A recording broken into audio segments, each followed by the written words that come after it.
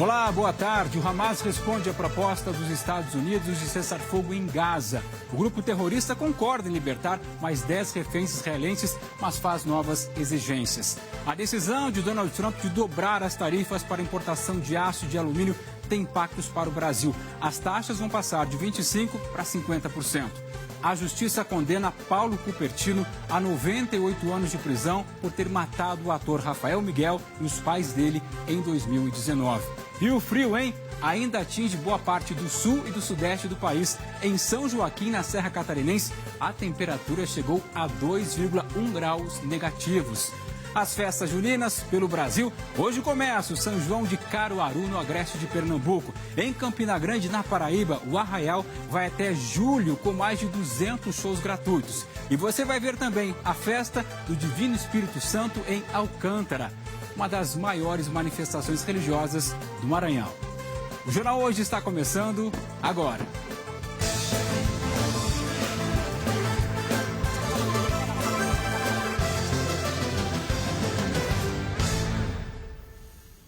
O grupo terrorista Hamas respondeu agora há pouco à proposta de cessar-fogo que foi apresentada pelos Estados Unidos para a faixa de Gaza. O Hamas incluiu novos termos ao plano que Israel já tinha aceitado. Vamos falar com a nossa correspondente, Cecília Marlan, que está lá na Europa e conta para a gente os detalhes que eram aguardados ao longo das últimas horas, para saber justamente essa resposta do Hamas. Oi, Cecília, boa tarde. Boa tarde, Marcelo. Boa tarde a todos. Avanço significativo nas negociações para encerrar quase 20 meses de guerra. O Hamas submeteu uma proposta revisada aos Estados Unidos que tentam mediar o conflito. O grupo quer libertar 10 reféns vivos e 18 corpos em 5 etapas, em vez das 2 previstas na proposta americana. As etapas seriam as seguintes: 4 reféns vivos no primeiro dia da trégua de 60 dias, ainda sem data para começar, 2 reféns vivos no 30º dia e, no último dia do acordo de 2 meses, outros 4 reféns vivos seriam libertados. Restos mortais seriam entregues em 2 dias diferentes. Em troca, mais de 1.000 prisioneiros palestinos seriam soltos. O Hamas disse que a proposta visa alcançar um cessar-fogo permanente e garantir o fluxo de ajuda humanitária às famílias palestinas. E alertou ainda que Israel não deveria ter liberdade de ação para renovar as hostilidades depois da libertação dos reféns, como fez em março, quando o acordo mediado pelo Catar e o Egito desmoronou por divergências sobre a segunda fase, que incluiria a retirada do exército israelense de Gaza. Esperamos agora, portanto, uma resposta de Israel e dos mediadores americanos. Só nas últimas 24 horas, mais de 60 palestinos foram mortos na faixa de Gaza e quase 300 ficaram feridos. Mais cedo, a porta-voz das Nações Unidas afirmou que a situação em Gaza é a mais catastrófica desde o início da guerra. Só 30 caminhões de ajuda entraram hoje no enclave, um número irrisório. Para vocês terem uma ideia, antes do atual conflito, cerca de 500 caminhões entravam por dia. O Unicef, Fundo da ONU para a Infância, afirmou que mais de 50.000 crianças foram mortas ou ficaram feridas em Gaza desde outubro de 2023. É uma criança a cada 20 minutos. Numa rede social, o Unicef escreveu o que deveria ser óbvio para todos. Isso é uma destruição da infância. São crianças, não números. Para piorar, o último hospital em funcionamento no norte de Gaza fechou as portas. Pacientes e funcionários foram retirados depois que tropas israelenses cercaram o local. É o fim, Marcelo, de uma linha vital crítica para a população civil. A gente torce todos os dias para esse sofrimento acabar, né, Cecília? Para os reféns, para as famílias, para quem está na faixa de Gaza. Essas imagens que você mostra para a gente são de cortar o coração. Vamos torcer para que a diplomacia reine. Obrigado, Cecília. Bom trabalho para você. Vamos continuar falando de notícias internacionais, agora olhando para os Estados Unidos. É que o presidente Donald Trump disse que a partir de quarta-feira, já semana que vem, as tarifas para a importação do aço e do alumínio vão dobrar de 25% para 50%. Em Nova York está a Candice Carvalho, que conta para a gente, então, esse anúncio feito até de surpresa para o Trump, né, Candice? Boa tarde para você. Marcelo, tudo bem? Boa tarde para quem nos assiste. O Trump fez, Marcelo, do anúncio um evento, né? E ele pegou muita gente de surpresa, como você disse.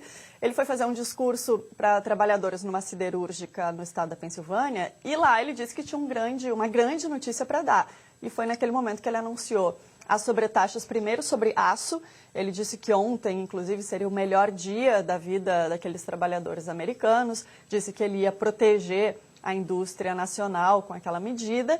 E aí, depois, numa rede social, ele informou que vai aumentar também as taxas sobre o alumínio que é importado pelos Estados Unidos. Então, de 25%, as taxas vão passar para 50%. O presidente americano, ele disse que as tarifas vão entrar em vigor já nessa próxima quarta-feira, no dia 4 de junho. Lembrando que aquela tarifa inicial de 25%, ela foi imposta lá atrás, em 12 de março, e logo ela teve reação do país que mais vende aço e alumínio para os Estados Unidos, que é o Canadá. Então, a gente não sabe ainda como vai ser a reação, né, de países parceiros dos Estados Unidos a partir desse novo anúncio. Na época, o Canadá colocou taxas retaliatórias em relação aos Estados Unidos. Olhando para o mercado interno, Trump acaba agradando uma parcela da indústria, mas desagrada outras. Então, quem não está gostando dessa história é a indústria automotiva, porque no momento que um fabricante americano de automóveis, né, tem que pagar mais para comprar uma peça que vem de fora, claro que o valor da produção fica mais caro. Agora, a gente tem visto que o ciclo da guerra tarifária de Trump tem sido anunciar tarifas altíssimas, depois suspender essas tarifas e depois renegociá-las. Então, a gente tem que esperar para ver se na quarta-feira mesmo essas tarifas que ele anunciou ontem vão entrar em vigor. Esse vai e vem, essa instabilidade, né, Candice, é inacreditável. Obrigado, a gente volta a conversar daqui a pouquinho. A Candice está falando sobre reflexos, claro, vamos olhar para o Brasil. O governo brasileiro tem adotado uma cautela, né, ainda não se manifestou sobre esse anúncio de hoje, da nova taxação, mas é claro, a gente sabe que essa medida preocupa muito o setor, já que o Brasil é o segundo maior fornecedor para os Estados Unidos. Vamos para Brasília, então, conversar com a repórter Isabela Camargo para ver se a gente já consegue calcular os impactos que o setor já vem sofrendo e vale lembrar desde a primeira taxação, né? Essa seria mais uma nova taxação. Oi, Isa, boa tarde. Perfeito, Marcelo. Boa tarde para você. Bom sábado a todos que nos acompanham. Bem, Marcelo, muitas indústrias podem ser forçadas a ter que direcionar as vendas ou então a diminuir o ritmo de produção, que, como você destaca, já vem acontecendo desde março, quando o presidente americano Donald Trump impôs essa taxa de 25%. Nós preparamos uns destaques para mostrar para você que, em abril, a produção de aço aqui no país caiu 3%, segundo o levantamento do Instituto Aço Brasil. E as exportações sofreram queda de 10% na comparação com o mesmo período de 2024. Portanto, se esse anúncio for efetivado de 25% para 50%, é claro que o impacto pode ser maior. Nós entramos em contato com o Ministério do Desenvolvimento da Indústria e do Comércio, mas ainda não tivemos retorno. O que estamos vendo até aqui por parte do governo brasileiro é bastante cautela. Primeiro, aguardar se o anúncio será efetivado para depois ver qual medida será tomada. Volto com você.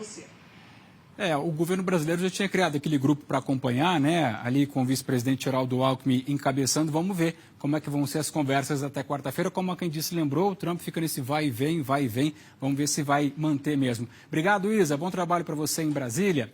Ainda falando de questões públicas, a equipe econômica publicou no final da noite de ontem um decreto que detalha o congelamento de 31 bilhões de reais no orçamento. Em valores absolutos, as maiores contenções foram nos ministérios das Cidades, Defesa e Desenvolvimento Social. O Ministério da Saúde também teve um dos maiores congelamentos em termos absolutos, mas se olhar proporcionalmente, a pasta sofreu menos que as outras. Os ministérios têm até o dia 6 de junho, semana que vem, para informar quais serão os programas que serão afetados com esse contingenciamento. O Tribunal do Júri condenou Paulo Cupertino por triplo homicídio duplamente qualificado. O juiz do caso determinou que o homem cumpra, que agora é condenado, pela morte do ator Rafael Miguel e dos pais dele, cumpra 98 anos de prisão. Apenas surpreendeu até mesmo a acusação. Primeiro, o juiz Antônio Carlos Pontes de Souza leu o resultado da votação dos jurados. O Conselho de Sentença respondeu positivamente ao primeiro quesito da materialidade do fato, bem como ao segundo quesito da autoria do crime pelo réu. O júri considerou Paulo Cupertino culpado pela morte de Rafael Miguel e dos pais do rapaz. Considerou ainda que os homicídios foram cometidos por motivo torpe e com recurso que impossibilitou a defesa das vítimas, o que aumenta a punição. O juiz então determinou a pena, 32 anos e 8 meses por cada um dos 3 homicídios. A pena final de 98 anos de reclusão em regime inicialmente fechado. Os promotores de justiça que atuaram na acusação comentaram a sentença logo depois do julgamento. E essa sentença de hoje seja um espelho para todas as demais sentenças, que essa sentença de hoje, que eu reputo uma sentença extremamente justa, uma sentença impecável, que seja um norte, um caminho, um paradigma para a gente acabar com essa cultura da pena mínima no Brasil. Por trás dessa vítima morta tem outras pessoas que também podem ser consideradas vítimas, como por exemplo seus familiares, aqueles entes que são queridos, que vão perpetuamente sentir a ausência desse abraço fraterno daquela pessoa que se vai. E nesse caso específico, da mesma família foram eliminadas 3 vidas. Então, é um caso que realmente é muito grave. Os advogados de defesa, não comentam, disseram que Paulo Cupertino não cometeu os crimes e que ele ficou 3 anos foragido por causa do que chamaram de linchamento midiático. Mas o tribunal do júri concordou com a versão da acusação de que Paulo Cupertino matou Rafael Miguel, o pai do rapaz João e a mãe Miriam no dia 9 de junho de 2019. Cupertino atirou 13 vezes contra a família, 7 somente no ator. As vítimas estavam deixando a filha de Cupertino, Isabela, em casa quando foram atacadas. Segundo a acusação, Cupertino tinha ciúmes e não aceitava a relação dela com o Rafael. Câmeras gravaram parte da execução e da fuga. O agora condenado só foi preso no dia 16 de maio de 2022. Rafael Miguel ficou conhecido depois de gravar uma propaganda em que fazia um papel de um menino que pedia brócolis à mãe.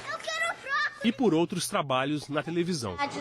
Outros 2 réus acusados de ajudá-lo na fuga foram absolvidos. Agora, a defesa de Paulo Cupertino pode recorrer e tentar reduzir a pena. Hoje, no Brasil, uma pessoa pode ficar presa em regime fechado por no máximo 40 anos. As condenações que excedem esse limite servem como base para o cálculo de possíveis benefícios ou remissões de pena. Ser um crime hediondo, um resultado morte, ele tem que cumprir, então, de maneira objetiva, 50% da pena para poder progredir. Então, na prática, tudo aponta para que, mantida a pena como ele está, ele cumpra 40 anos em regime fechado. Salvo se ele conseguir remir alguma coisa pelo trabalho, pelo estudo, mas ainda assim, na melhor das hipóteses, 32, 33 anos, para conseguir progredir de regime. Dada a idade dele, o mais provável aqui é que ele cumpra em regime fechado a pena até o seu óbito. Um dos casos mais chocantes, né? A justiça sendo feita. Vamos te contar agora que a Polícia Federal procura 7 pessoas suspeitas de fazerem parte de uma quadrilha que assaltou o aeroporto de Caxias do Sul, que fica na Serra Gaúcha, há exatamente 1 ano. Foi o maior assalto da história do Rio Grande do Sul.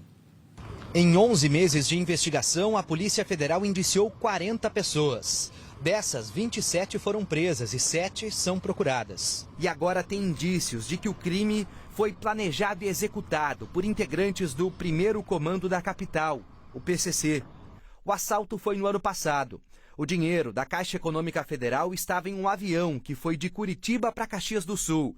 Na época, o principal corredor aéreo para o estado por causa das enchentes que alagaram o aeroporto Salgado Filho, em Porto Alegre.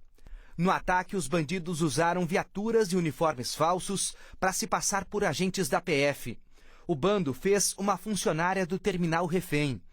9 bandidos foram até a pista, onde o avião, com cerca de 30 milhões de reais, tinha acabado de taxiar.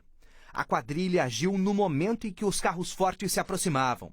Foram mais de 10 minutos de troca de tiros entre criminosos e vigilantes da transportadora de valores. A polícia conseguiu recuperar 15 milhões de reais, mas a quadrilha ainda fugiu com 14 milhões. Um assaltante e um policial morreram no confronto. A Polícia Federal diz que a investigação revelou uma estrutura criminosa responsável por pelo menos 25 assaltos no país, nos estados de São Paulo, Minas Gerais, Paraná, Santa Catarina e até no Paraguai. A relação entre os casos foi feita após a análise de vestígios de DNA encontrados aqui no Rio Grande do Sul e batidos com um banco de dados da PF. A delegacia diz ainda que, para fazer o crime, o grupo tinha informações privilegiadas sobre a movimentação no aeroporto. Eles precisavam de uma informação extremamente sensível e privilegiada da partida do avião de onde estava sendo transportado esse numerário para o aeroporto de Caxias do Sul. Aí entra a participação de um funcionário da empresa de transporte de valores que repassa essa informação privilegiada à coordenação intelectual, à coordenação de execução desse ataque à aeronave. 3 chefes do bando estão foragidos. Segundo a Polícia Federal, Alex Santos Pereira, o Mierra, e Josemir Matias da Silva, o PP, são ligados ao PCC e financiaram o assalto. Alex também é suspeito de fazer parte de um bando que tinha planos para matar autoridades. Entre elas, o então ministro Sérgio Moro. Os policiais dizem que os 2 estão escondidos na Bolívia. O terceiro fugitivo é Adriano Ferreira de Souza. No dia 22 de maio, ele conseguiu autorização para cumprir prisão domiciliar para tratamento de saúde. 7 dias depois, rompeu a tornozeleira eletrônica e escapou. As investigações da Polícia Federal devem ser concluídas em 30 dias. Acreditamos que com essa segunda fase nós conseguimos atingir de forma ampla a espinha dorsal daqueles criminosos que de fato promovem terror e pânico com domínio de cidade, Novo Cangaço, em outros eventos delitivos também. O delegado até fala em Novo Cangaço, né? Mas esse caso ele é tão absurdo sobre a ousadia de estar dentro de um aeroporto que no Rio Grande do Sul se associa ao trem pagador, ao assalto do trem pagador lá na Inglaterra na década de 1960. Tomara que todo mundo seja preso. Tem 7 ainda foragidos da justiça. Vamos fazer um intervalo rapidinho na festa. Estão chegando elas, as festas juninas lá no Nordeste. O São João de Campina Grande, na Paraíba, vai receber 200 shows gratuitos, de graça. Tá frio onde você mora? Se tá no sul ou no sudeste, tá frio. Sabe quanto fez em São Joaquim, Santa Catarina? -2. A previsão do tempo com Helena Marques, depois do intervalo. Até já.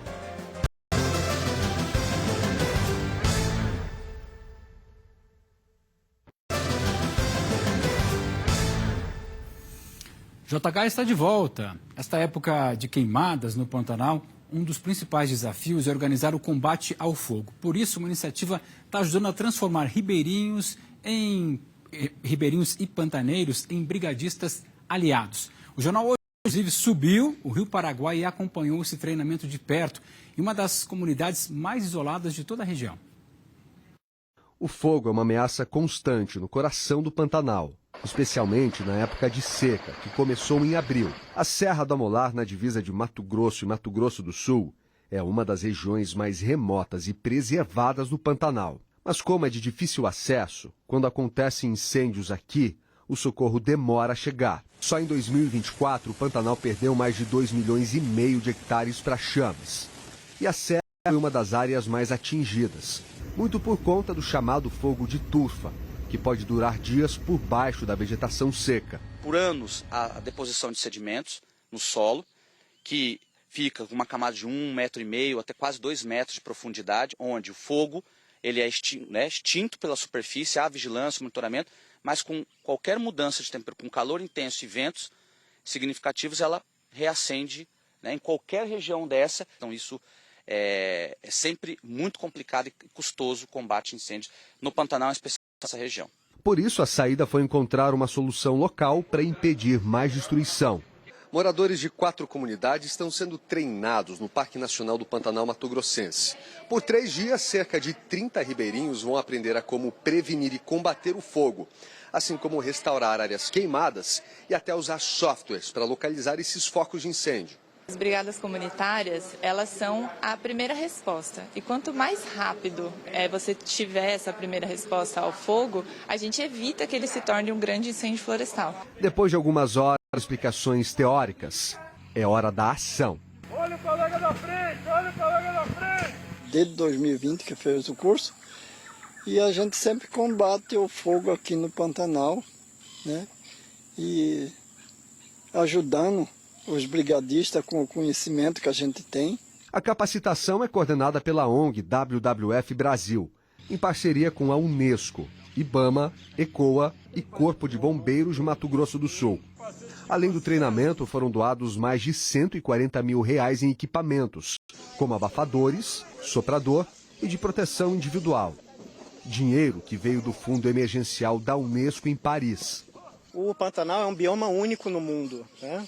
Ele tem uma biodiversidade, uma riqueza que é única desse local, que é importante não só para o Brasil, mas para a humanidade como um todo. É muito importante que a gente possa trabalhar com as comunidades locais que vivem aqui, conhecem esse bioma e conhecem a realidade cotidiana, para que eles possam estar bem preparados e capacitados a fazer esse trabalho de combate e prevenção, principalmente, do fogo. Esse trabalho de proteção ao meio ambiente vai além do Pantanal e desde 2019 já formou cerca de 100 brigadas nos principais biomas brasileiros. Conseguimos mobilizar duas frentes, as brigadas aqui no Pantanal e também na Chapada dos Veadeiros e Parque Nacional das Semas, que é outra área de um sítio de patrimônio mundial, né? Eliane é brigadista desde 2001, uma das mais antigas da região da Serra do Amolar. Viu a comunidade Barra do São Lourenço ser castigada pelos incêndios nos últimos anos. Nós estamos aqui para defender, para colocar para nossas crianças, né, que a gente nunca deve colocar fogo num lugar onde é a nossa vida. Porque o Pantanal não é só eu, não é só você, é todo o nosso planeta, precisa desse lugar úmido, né? Enquanto eu tiver força, estou aí. Com muita felicidade, pode ter certeza disso. Esse é um papel de todos nós, né? Combater qualquer destruição. Vamos saber a previsão do tempo, então? Helena Marques está chegando por aqui. Como vai, ali? Tudo bem? Tudo bem, e você, Cosme? Tudo ótimo. Uma boa tarde para você e uma boa tarde para você aqui com a gente no JH. Eli, já que a gente estava mostrando o Pantanal, vamos começar a falar para lá? Sem dúvida nenhuma. Olha, a previsão é de tempo firme hoje, mas sem muito calor. A máxima prevista para Corumbá e Mato Grosso do Sul, por exemplo, é de 26 graus. E sem o calorão, fica mais difícil pegar fogo. Outro fator que dificulta a propagação das chamas é a vegetação, que ainda não está muito seca. Choveu bastante por lá em abril e também agora em maio. E hoje à tarde, nada de temperaturas muito altas também aqui nessas capitais. Olha, máximas de 17 graus em Porto Alegre, 19 em Curitiba, 22 em Florianópolis, 23 aqui em São Paulo, em Campo Grande 24, em Belo Horizonte 25, aí no Rio de Janeiro, em Vitória e também em Cuiabá, 26 graus. Esquenta mais de Goiânia para cima, 27 graus por lá, 28 em Rio Branco, também em Maceió, 29 em Natal e aí Manaus, Belém e Teresina com 31, 32 e 33 graus. E numa faixa grande do sertão nordestino, a umidade do ar fica baixa.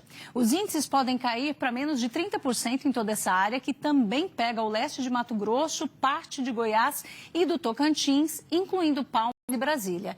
Como o ar fica muito seco, mais do que o ideal, né? O ideal é ali na casa dos 60%, então menos da metade do ideal, a recomendação é se hidratar bem, é beber muita água. Eu morei 12 anos em Brasília, a gente sabe Você que daqui sabe como pra é. frente essa época começa aquela seca, né? Exato. Que a gente fica lá, né, tendo que se hidratar. Vamos falar de chuva e daqui a pouquinho de frio, mas agora de chuva. Exato, vamos falar de chuva porque a chuva hoje é para poucas áreas. Tem possibilidade de chover aqui onde o mapa está verde, então vai desde o Espírito Santo até o Amazonas, mas no geral é pouca chuva, sem grandes riscos. Pancada mais forte somente aqui, olha, em Roraima, também no norte do Amazonas, naquela área ali que a gente vê nos tons de rosa e também de um azul mais escuro, Cosme. E a pergunta é, amanhã viramos o calendário, estamos em junho, tem festa junina, já vão mostrar no Brasil inteiro, principalmente no Nordeste. Vai estar frio, porque tá frio, né? Tá frio, vai continuar frio e frio principalmente no sul do Brasil. Olha, amanhã ainda pode amanhecer com geada nessas áreas aqui, olha, em Branco, ali perto da fronteira com o Uruguai e também nas serras gaúcha e catarinense, temperaturas abaixo dos 4 graus nesses locais. Mas hoje, na Serra Catarinense, fez 2 graus negativos em São Joaquim, as plantas congelaram e o pasto ficou branquinho em alguns pontos. É uma imagem bonita de ver, né? É o que a gente costuma dizer que é bonito de ver, né? Exato, porque o frio é intenso. E a tendência para junho, né, é de mais frio. Frio além do normal para o mês, nessa faixa azul aqui, que vai do norte do Rio Grande do Sul ao sul de Mato Grosso do Sul. Já nesses estados em vermelho, termômetros tendem a ficar mais altos do que a média do mês, então do Espírito Santo ao leste de Mato Grosso e até o Nordeste principalmente. Agora a gente fala da chuva em junho, chuva acima da média na cor verde, Santa Catarina, Paraná, sul de São Paulo, também o Pantanal de Mato Grosso do Sul, enquanto no laranja, olha, da região norte até o Maranhão, leste da Bahia e ali perto da fronteira com o Uruguai, tem chuva abaixo da média. Os meteorologistas preveem dias mais secos do que o normal. É isso, o outono está acabando, o inverno chegando, dia 20 de junho. É o frio que vem por aí. Obrigado. Deixa eu te fazer uma pergunta. É claro, eu já sei a resposta, mas gosta de comida de São João? Amo. Amo festa junina, amo comida de São João, então quero ver a reportagem. Aguenta a mão aí que a gente já vai mostrar. Então, bom tá fim bom. de semana, Eri. Pra você também. A seguir, o tradicional Festa do Divino Espírito Santo toma conta das ruas de Alcântara, lá no Maranhão. E tem sim Festa de São João. Elas já estão invadindo o Nordeste. A gente mostra depois do intervalo.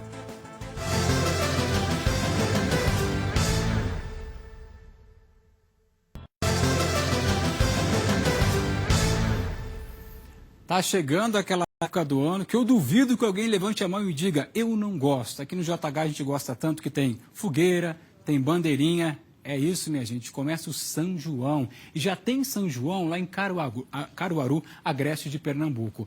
E é um dos maiores do Brasil. Essa disputa é daquela das boas. Todo mundo diz que tem o maior São João do Brasil.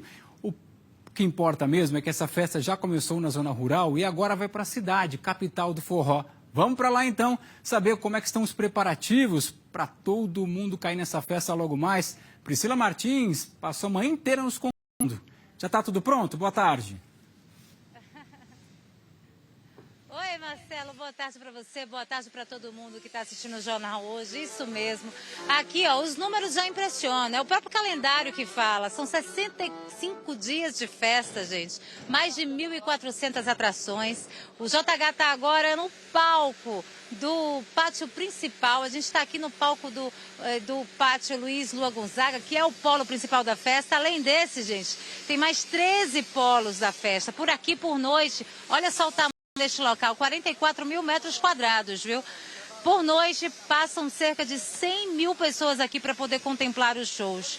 E aqui no palco, que é onde eu estou, hoje é a abertura na zona urbana, mas para chegar até aqui, o São João que começou lá no finalzinho de abril e terminou na zona rural no dia 24 de maio, passando por 13 comunidades rurais até chegar aqui. Então teve muita quadrilha, teve muito trio pé de serra, teve muito forró, teve fogos, teve muita animação, porque foi lindo o São João na roça, que é como a gente chama aqui, o São João na zona rural. E agora chega aqui na zona urbana, né, com tantas atrações, movimentando durante todo esse período de festa, que vai até o dia 28 de junho, 700 milhões de reais na economia local. Olha, geração de emprego, 20 mil geração de empregos aqui na nossa região durante esse período de festa. Nesse momento você vê os ajustes finais, porque daqui a pouquinho, à noite, esse palco vai estar muito mais iluminado, grandes atrações. Hoje é dia das Meninas Arretadas, Ivete Sangalo, Solange Almeida, também tem o Matheus Vini, que vai fazer um showzaço por aqui, e a Orquestra de Pífanos de Caruaru, quer dizer, uma orquestra histórica, e os músicos aqui de Ivete Sangalo passando show. A gente devolve para vocês, convidando todo mundo, para quem puder participar dessa festa, e quem quiser chegar, é só chegar a Caruaru. Valeu, cheiro! Muito bom. Hoje é aquele dia que a gente fala que só acaba amanhã, né? Imagina, com essas mulheres arretadas nesse palco. Ah, que delícia. Eu adoro bolo de milho. Bolo de milho, para mim, é a melhor comida de festa junina. Bom, São João também já está tomando conta da Paraíba. A festa de Campina Grande começou ontem à noite. E sabe quando é que acaba? Ah, só lá no outro mês ainda. Eu estou falando de julho. Aqui não tem hora, não. a gente vai até, enquanto tiver forró, a gente tá dançando. Aqui é muito democrático, tem Pé de Serra, tem Luan Santana tocando ali, já Valquíria Santos, tem para todos os gostos. O colorido das bandeirolas, os balões e a fogueira decoram essa área de 70 mil metros quadrados, o Parque do Povo. Tem sanfona, triângulo e zabumba, o espetáculo das quadrilhas juninas e grandes shows. O cantor Luan Santana abriu o São João de Campina Grande. Achei maravilhoso, sou muito fã dele, achei muito maravilhoso. São 38 dias de festa, 5 a mais do que no ano passado. Mais de 300 atrações vão se apresentar aqui no Parque do Povo, que espera receber um público de 3 milhões de pessoas. Enquanto o forró embala alguns, outros trabalham para ter uma renda extra. Eu acho que esse vai ser o melhor ano. Vai ser o melhor ano para mim. Vai render direitinho a venda do milho? Vai, melhor do que ano passado. E aí, o que é que você faz com esse dinheiro? Ajuda a família, ajuda meu filho, ajuda todo mundo dentro de casa, né? Essa turma veio de Minas Gerais. A minha missão hoje é ensinar meu marido a dançar forró, então eu vou arriscar. Gabriel, e você e o forró se entendem, você sabe? Não, desde pequeno nunca deu certo. Você já tentou dançar o forró? Já tentei, já pisei dela, já fiz de tudo, mas não funciona não. Eu amo o Nordeste, amo forró, eu amo essa vibe de ter vários palcos culturais pra gente se divertir. A gente pode curtir tudo que a gente quiser em um lugar só. Maravilha, hein? E o Globo Rural deste domingo, que vai desbravar o sertão da Bahia e mostrar o modo de vida das comunidades de fundo de pasto. Uma gente que compartilha terras e bichos. Todas as manhãs, os animais são soltos na caatinga para consumir as plantas nativas desse bioma. No fim do dia, eles voltam para cá, para esse espaço, para o curral, que é chamado aqui de aprisco, onde passam a noite.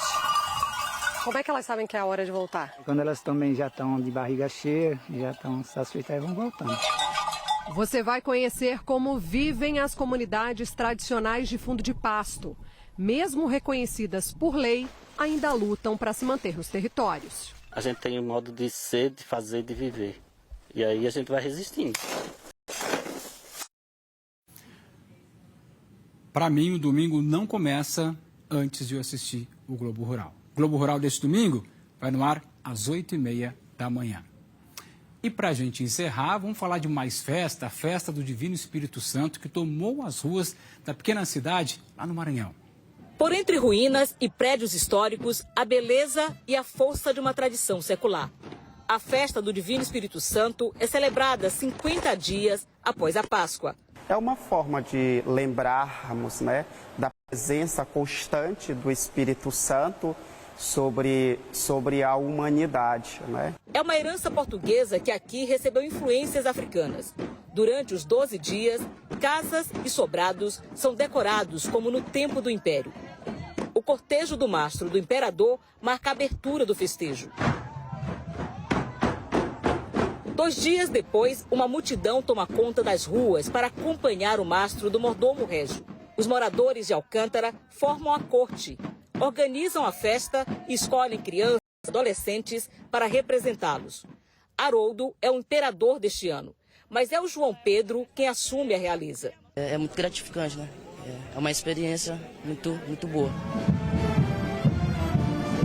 O canto sacro e ancestral das caixeiras do Divino guia os cortejos. Tenho muito orgulho de ser caixeira dessa festa do Divino em Alcântara. E é ele que dá essa força, essa coragem para nós. Quando a gente fala que essa festa mexe com os sentimentos, a alma e o orgulho dessa gente, é dizer, por exemplo, que vivenciar esse império simbólico é parte dos sonhos da maioria dos meninos e meninas de Alcântara. Quando esse desejo se materializa, a emoção que vem junto é gigantesca. Porque é um lugar muito especial para a gente. Nesta corte simbólica, cheia de pompa, beleza e carregada de fé e devoção, Celina se vestiu de mordoma para realizar um sonho, que também era do tio, falecido há 10 meses. Realizando para ele o desejo que quis. E Isso para mim é uma grande emoção.